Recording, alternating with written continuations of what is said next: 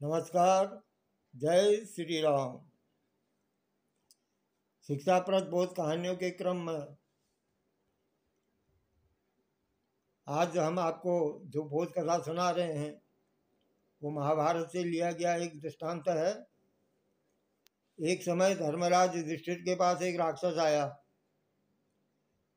और समस्त शास्त्र वेत्ताओं में श्रेष्ठ मंत्र विद्या में कुशल ब्राह्मण हूँ ऐसा कह करके वो ब्राह्मण का वेश बना करके राक्षस आया और वह पांडवों के साथ आप लोगों के साथ रहने की मेरी इच्छा है ऐसा कह करके वो पांडवों के साथ रहने लगा, वहीं खाने लगा, वहीं आराम करने लगा और ब्राह्मणों की तरह व्यवहार करने लगा। वह पांडवों के धनुष और तर्कस और द्रौपदी को उड़ा ले जाने की फिराक में था, ऐसा वो समय ढूंढ रहा था। उस दुष्ट राक्षस का नाम था जटासुर। एक दिन की बात है, भीमसेन जो थे वो वन में गए हुए थे किसी काम से, और जो ऋषिगण थे और जो ऋषिगण लोग थे जहाँ पांडव रह रहे थे, युधिष्ठिर, अर्जुन, भीम, नकुल, सहदेव आदि, द्रौपदी जहाँ रह रहे थे वहाँ कुछ ऋषि मुनि भी थे। तो ऋषि मुनि जो है वो अपने स्नान करने चले गए। अब वहाँ केवल युधिष्ठिर और अर्जुन, नकुल, सहदेव थे, क्योंकि भीमसेन तो जंगल में गए हुए थे। तो उस जटासुर ने अपना भयानक रूप धारण किया और तीनों पांडवों को, द्रौपदी को, सारे शस्त्रों को उठा करके, उनके सारे जितने शस्त्र थे पांडवों के उनको भी उठा करके ले चला।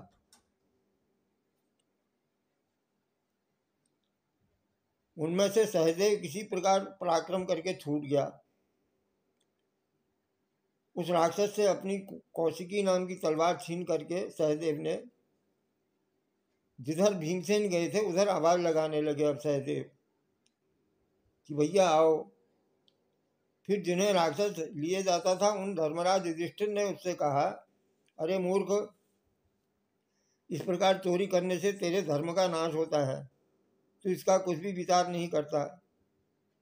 तूने हमारा अन्न खाया और तुमको आश्रय हमने आश्रय दिया, तो हमसे ही द्रोह कर रहे हो तुम। तू क्यों बेकार में मरना चाहता है? अरे राक्षस, आज तूने मानवी का स्पर्श किया है, तो इस प्रकार तूने जो आज काम किया है मानो घड़े में रखे हुए विष को ही हिलाकर पी लिया हो। तूने ऐसा काम किया है, ऐसा नीच काम किया है। ऐसा कहकर युधिष्ठिर उसके लिए भारी हो गए। युधिष्ठिर ने अपने को इतना भारी बना दिया कि राक्षस उनको जो है सहन नहीं कर सका। तो बहुत गति उसकी चलने की, भागने की गति जो है बहुत धीमी पड़ गई। तब धर्मराज ने नकुल और द्रौपदी से कहा, तुम इस मूढ़ राक्षस से डरना मत, मैंने इसकी गति को कुंठित कर दिया है। यहाँ से थोड़ी दूर पर ही महाबाहु भीमसेन होंगे, तो भीमसेन आता ही होगा। इस प्रकार इस राक्षस का कहीं नाम निशान भी नहीं रहेगा। युधिष्ठिर ऐसा कह ही रहे थे कि अकस्मात वज्रधारी इंद्र के समान गदाधारी भीमसेन आते दिखाई दिए। उन्होंने देखा राक्षस उनके भाइयों और द्रौपदी को लिए जा रहा है और उनके अस्त्र शस्त्रों को लिए जा रहा है।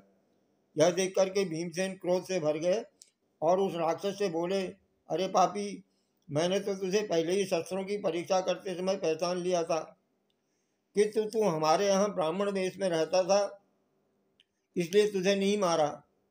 मालूम होता है आज तेरी मौत आ गई है, इसी से तुझे ऐसी कुबुद्धि उपजी है। अब तू जहाँ जाना चाहता है वहाँ नहीं जा सकता, तुझे अब मरना है।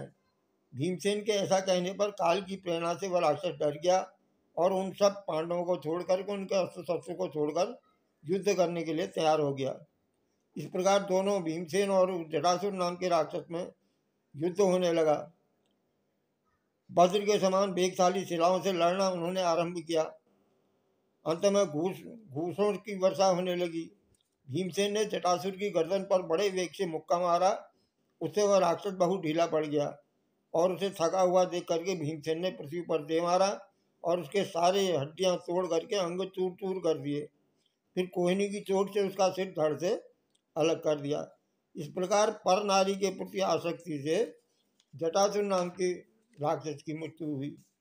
तो आज की जो बोध कथा है उससे ये शिक्षा मिलती है कि पर स्त्री में आसक्ति नहीं करनी चाहिए, उसका परिणाम केवल मृत्यु ही होता है। पर स्त्री में आसक्ति जो है वो मृत्यु का कारण बनती है। धन्यवाद। आपको कैसी लगी बोध कथा? नमस्कार। जय श्री राम।